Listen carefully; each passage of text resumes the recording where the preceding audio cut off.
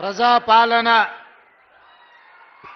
ప్రగతి బాట కార్యక్రమాన్ని ఏర్పాటు చేసి సభాధ్యక్షత వహించిన మిత్రులు, మీ అభిమాన నాయకుడు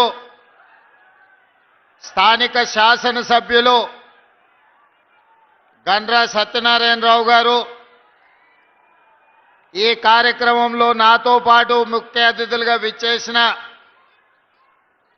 జిల్లా ఇన్ఛార్జ్ మంత్రివర్యులు పొంగులేటి శ్రీనివాసరెడ్డి గారు, అదేవిధంగా మీ అభిమాన నాయకులు, ఈ ప్రాంతానికి అటు కరీంనగర్ ఇటు వరంగల్ రెండు ఉమ్మడి జిల్లాలకు మూడవ తరం సేవలు అందిస్తున్న మిత్రులు పెద్దలు దుద్దిల్ల శ్రీధర్ బాబు గారు, అదేవిధంగా సోదరిమణి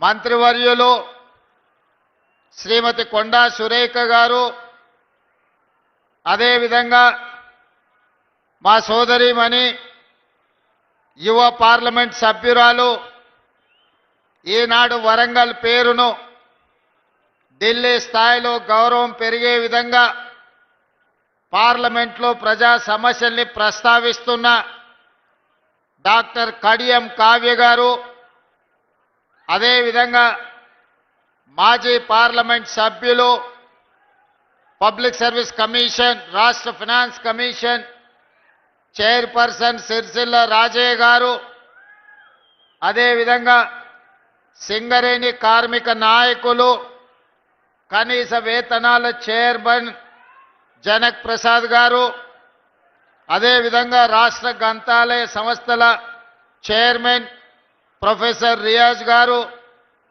అదేవిధంగా ఐతా ప్రకాష్ రెడ్డి కార్పొరేషన్ చైర్మన్ గారు, జిల్లా పార్టీ అధ్యక్షులు యువమిత్రులు కరుణాకర్ గారు, వేదిక మీద ఉన్న పెద్దలు, వేలాదిగా ప్రజా ప్రభుత్వాన్ని ఆశీర్వదించడానికి విచ్చేసిన భూపాలపల్లి కాంగ్రెస్ పార్టీ కార్యకర్తలకు,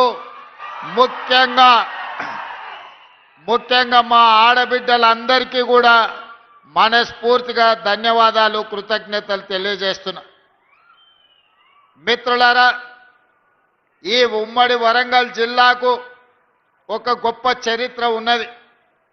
ముఖ్యంగా ఈ భూపాలపల్లి మంతని ప్రాంతానికి, ఈ జిల్లాకు, ఈ రాష్ట్రానికే కాదు దేశానికే నాయకత్వం వహించి ప్రపంచంలోనే భారతదేశానికి ఒక గొప్ప వన్నె తెచ్చిన మాజీ ప్రధానమంత్రి పివి నరసింహారావు గారు ఈ ప్రాంతం నుంచే ప్రాతినిధ్యం వహించిన మీ బిడ్డ.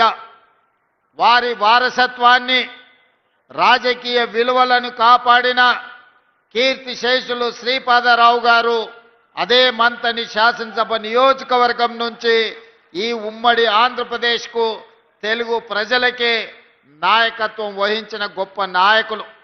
ఈనాడు మూడవ తరం రాష్ట్ర ఐటీ పరిశ్రమల విషయంలో, శాసనసభ వ్యవహారాలలో పార్టీ ప్రతిష్టను, ప్రభుత్వం యొక్క ప్రతిష్టను ముందుకు నడిపిస్తున్న మిత్రులు దుద్దిల్ల శ్రీధర్ బాబు గారు ఈ ప్రాంతం నుంచే ప్రాతినిధ్యం వహించడం మీకు, మాకు, మనకందరికీ ఒక గర్వకారణం.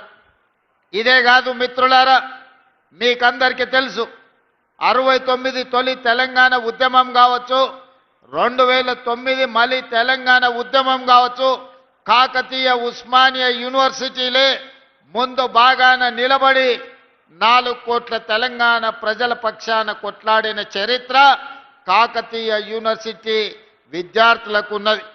తెలంగాణ ఉద్యమంలో కర్త కర్మ క్రియగా మారి తెలంగాణ రాష్ట్ర సాధనలో కాకతీయ యూనివర్సిటీ విద్యార్థులు ఈరోజు తెలంగాణ సాధనలో అత్యంత క్రియాశీలక పాత్ర పోషించారు. ఆ కాకతీయ యూనివర్సిటీ ఈ ఉమ్మడి వరంగల్ జిల్లాలోనే ఉండడము ఒక గొప్ప విషయం. ఇదే కాదు, మళ్ళీ తెలంగాణ ఉద్యమంలో తెలంగాణ 4 కోట్ల ప్రజలకు ఒక గొప్ప ఆలోచనను అందించి వ్యూహాత్మకంగా ఎత్తుగడలతో తెలంగాణ రాష్ట్రాన్ని సాధించడంలో ముందు భాగాన నిలబడ్డ ప్రొఫెసర్ జయశంకర్ గారు ఈ భూపాలపల్లి ప్రాంతానికి సంబంధించిన గొప్ప వ్యక్తి, ఈ ప్రాంతానికి సంబంధించిన వారే. ప్రొఫెసర్ జయశంకర్ గారి ఆలోచన, కాళోజీ గారి ఆవేశం, తెలంగాణ ఉద్యమంలో ఈ వరంగల్ కిల్లా మనకందరికీ ఆదర్శంగా నిలబడి ఈనాడు తెలంగాణ రాష్ట్రాన్ని సాధించడంలో ఈరోజు మనం విజయం సాధించినాం. ఇదే కాదు, ఈనాడు తెలంగాణ రాష్ట్రమే కాదు, పక్కనున్న ఆంధ్రప్రదేశ్ ఇతర రాష్ట్రాలలో వెలుగులు చిమ్మడానికి కారణం ఈ నల్ల బంగారాన్ని వెలికి తీస్తున్న సింగరేణి కార్మికులు ఈరోజు దేశానికి ఆదర్శం. ఈరోజు సింగరేణి కార్మికుల యొక్క శ్రమ, తమ రక్తాన్ని చెమటగా మార్చి నల్ల బొగ్గును బంగారంగా వెలికి తీసి ఈరోజు లోకానికే వెలుగులను అందిస్తున్న ప్రాంతం భూపాలపల్లి ప్రాంతం. సింగరేణి కార్మికుల యొక్క ప్రత్యేకత తెలంగాణ ఉద్యమంలో మనం చూసినాం.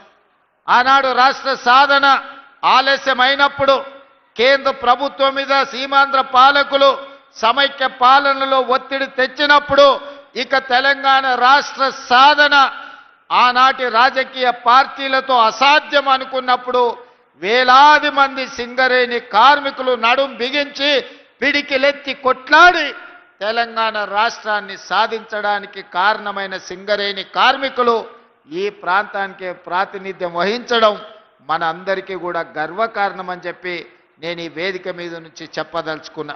మిత్రులారా, ఈనాడు మీకు అందరికీ తెలుసు, భూపాలపల్లి అనేది ఒక చిన్న కుగ్రామంగా 500-600 జనాభాతో మొదలయ్యి ఆనాడు అన్న పెద్దలు నందమూరి తారక రామారావు గారు మొట్టమొదట ఈ భూపాలపల్లిని మండల కేంద్రంగా మార్చి మొట్టమొదటి పునాది రాయి ఈ ప్రాంతంలో సింగరేణి బొగ్గు ఉత్పత్తికి ఆనాడు పెద్దలు ఎన్టీ రామారావు గారు ఇక్కడ పునాది వేయడం జరిగింది. ఇక మళ్ళీ భూపాలపల్లి వెనక్కి తిరిగి చూడలేదు.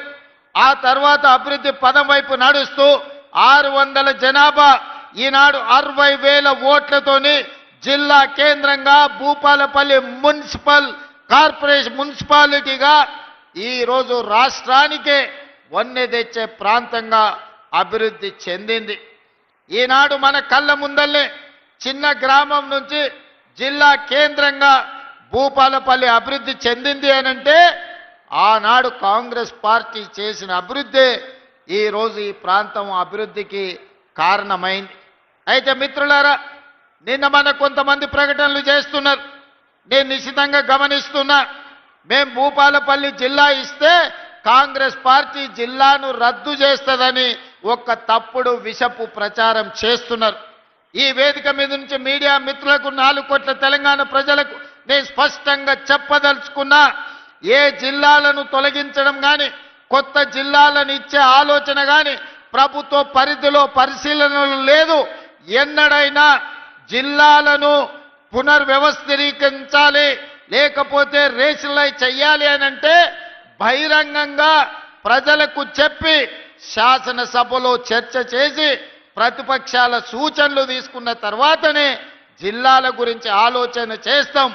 ఎవరు ఎన్ని కుట్రలు చేసినా, ఎన్ని అపోహలు సృష్టించాలని ప్రయత్నం చేసినా భూపాలపల్లి ప్రాంతం చైతన్యవంతమైన ప్రాంతం. ఎవరు ఏ కుట్రలు కుతంత్రాలతోని ఈరోజు తప్పుడు ప్రచారం చేస్తుండ్రో పసిగట్టగలిగిన శక్తి ఈ ప్రాంత ప్రజలకు ఉన్నది. భూపాలపల్లి జిల్లా ఎక్కడికి పోదు, జిల్లా కొనసాగుతుంది. అభివృద్ధి పదం వైపు నడిపించే బాధ్యత మన ప్రభుత్వం తీసుకుంటుంది. కొంతమంది చిల్లర మల్లర ప్రచారాలు చేస్తారు. తాత్కాలికమైన రాజకీయ లబ్ధి కోసం వాళ్లకు తప్పుడు ప్రచారం చేయడం, ఈ ప్రాంతం మీద విషం చిమ్మడం తప్ప వాళ్ళు చేయగలిగిన ప్రయత్నం ఏదీ లేదు.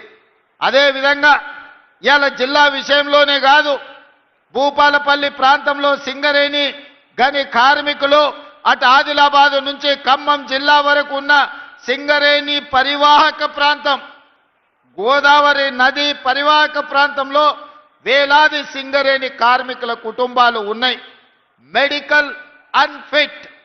ఏదైతే మీకు బోర్డు ఉన్నదో కాంగ్రెస్ పార్టీ ఆ బోర్డును రద్దు చేస్తుంది.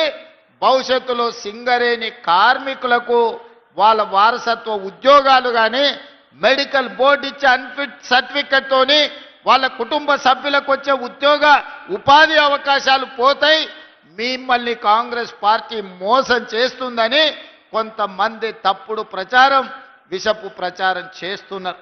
అసలు ఈ ఆలోచన ఎక్కడి నుంచి వచ్చిందో